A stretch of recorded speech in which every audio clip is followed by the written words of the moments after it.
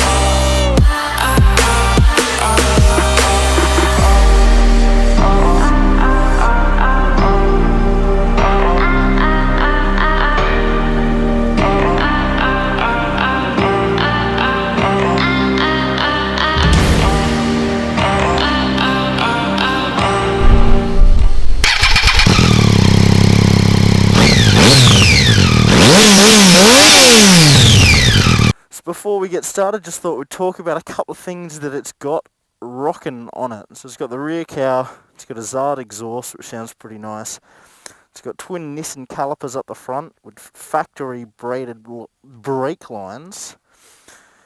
And yeah, it's got a tail tidy, it's got the updated headlights, and she's putting out about 107 horsepower, so should be pretty fun. So this thing, as opposed to the CB, weighs nothing compared to that. I think you're saying there's about 185 kilograms, which is very light indeed. So this bike belongs to a mate of mine. He's got a YouTube channel called South Coast Syndicate. So if you want to go check that out. It's a lot of full driving stuff, so if that's your fancy, get around it.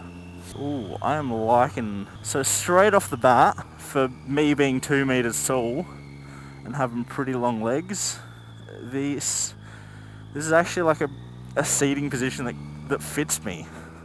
So my legs fit nicely under the tank there. It feels like I'm like being supported by the tank. And it's not uncomfortable to sit in. It's pretty comfy, it's not like full upright, but you're sort of leant over. And then the first couple of gears, this engine feels pretty pokey. And then it's got the factory Triumph bar ends as well. They seem pretty good quality. There's no vibration at all in the mirrors, which you get with most of the shitty eBay ones. You can't see a whole lot, but you can see enough. So yeah, pretty light, pretty nimble. This dude is doing my head in with how slow he's going, but you know, you get that. So the exhaust sounds pretty nice. It's got the facelifted headlights, which are those newer looking ones, and the lower slung exhaust as well, which you get in the newer ones. So it's the 675cc triple, the Street Triple. It's not the Lambs approved one. That's got a different engine entirely. So you need your full license to ride this bad boy. These go for roughly new 14 grand or so on road. So they're definitely not cheap. You're sort of in the MTO, or that's more than an MT09. That's an MT09 and some add-ons. So, you know, it's big shoes to fill. But it does feel a little bit more polished than the MT09. I'm using the MT09 as the basis because that's probably the closest competitor this style of bike has. So it feels a little smaller, but the engine doesn't feel necessarily less powerful. It's just the actual front of the bike feels longer but smaller.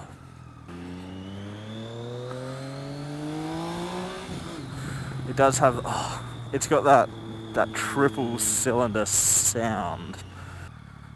might go here. Ooh, does U's pretty well. It's got a nice little turning circle. Helps a lot with the slow speed manoeuvring when you got such a light bike. You know, makes it a real joy to ride. The dash, when I first saw it a few years ago, I thought it looked pretty cool. Compared to some of the dashes out now, it looks a bit dated, but this is an older one, so that's what you expect. What has it got? It's got a gear indicator, speed, and your trip in digital, and then it's got analog tacho. And then I'm pretty sure that lights up for power band as well for shifting, if memory serves me correctly. And then like your other little instrument lights on there as well. So now it's got Nissan brakes, which is similar to the ones on the CB, but they got braided lines, and this has still got like your factory levers and everything else.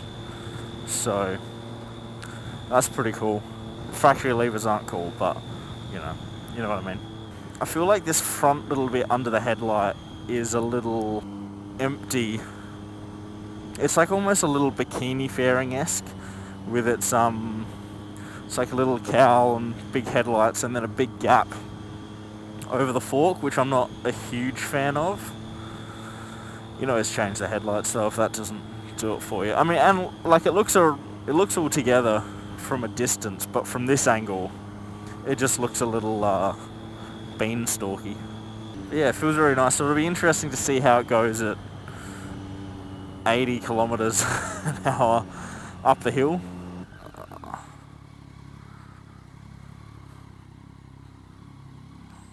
There we go.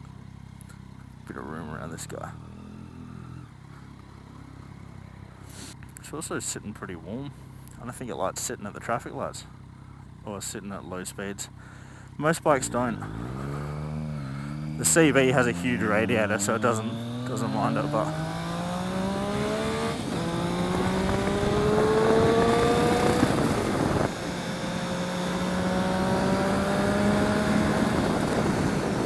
it's hard because you can't use most of the rev range on the road, which is why having a torquier bike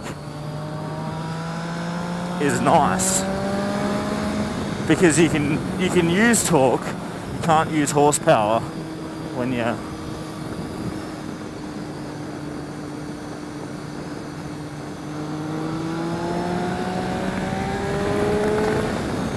yeah, so she's got a bit of a go to her.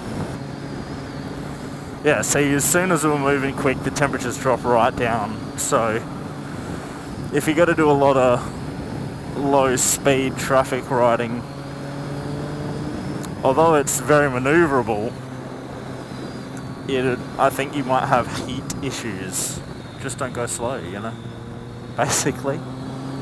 But yeah, it was very nice to filter on because it was so light. So like I could just do a couple of little silly maneuvers just to test it out. Yeah, so it's got a really nice suspension geometry as well there.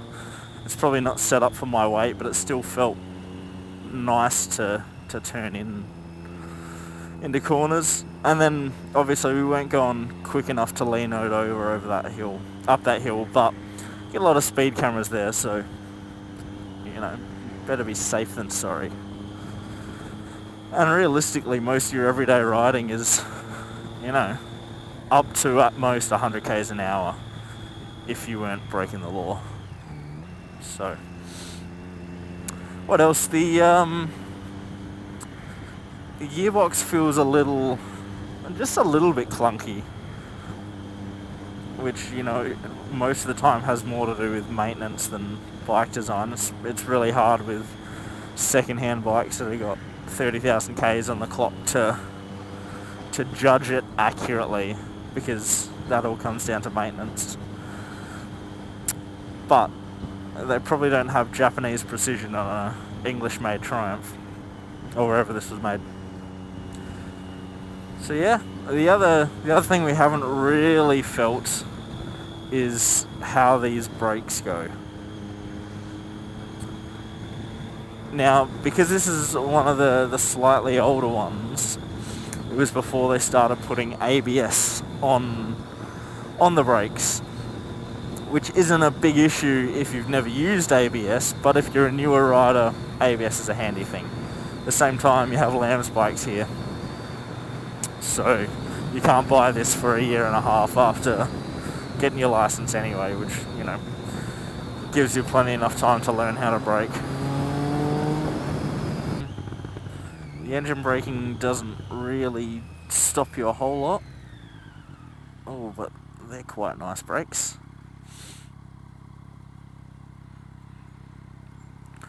Yeah, it just feels a little bit... I mean, the CV doesn't have any maintenance done to it ever, and shushes pretty nicely. But it's a bit bumpy. Yeah, so there's a bit of lag with that gear indicator, it seems, which is weird. Also, some tank grips would go quite nicely on this, just to stop you sliding down just that little bit. Overall, it's a pretty nice riding experience. You'd obviously expect it to be at the price point. You know, you're looking at more money plus extras than Mt09, and that's brand new at least. Now this is also the R spec, so it's got the brakes and the suspension off of the Daytona, and then they now have an RS version of this bike which has the brakes and suspension off of the Daytona RS. So comes with Öhlins and all of that good business. So if you got money to flash and you want like a light, nimble weapon for the streets, this is the way to go. I'd 10 out of 10, I'd much rather ride something like this than a super sport of the same one. I know certain YouTubers have crashed the super sport version of this bike a number of times. Yummy. I'd much rather ride this bike than the Daytona in every situation, but maybe a track. And even a track, maybe this. The other positive that this has over something like the Mt09 is that it's been around for longer, so it's possible to find second-hand ones, whereas Mt09, newer bike, less second-hands available. So, you know, you might be able to find yourself a bit of a steal, which is always nice. Still probably looking around at like at least the $8,000 mark, but you know, you get what you pay for. This is a pretty good bike. You wouldn't really have to do much either to be happy with it for a very long time. So this pretty much concludes my review of a Triumph Street Triple 675R. In summary, quite a bit of power, very light and nimble. The brakes are very good. The headlights a little uneasy on the eye, and it's definitely not a cheap bike. So it's one of those situations where if you got the money to spend on it, you know, it's a little bit different. You don't see as many of these as you do Mt09s. So you get the money to buy one, get one. I think personally, they're pretty cool bikes. They're just not cheap, but not everything is about cheapness, you know. So they tell me. Anyway, thank you very much. Make sure you like and subscribe and get ready for the next review. I've got no idea what it'll be, but stay gorgeous. Peace.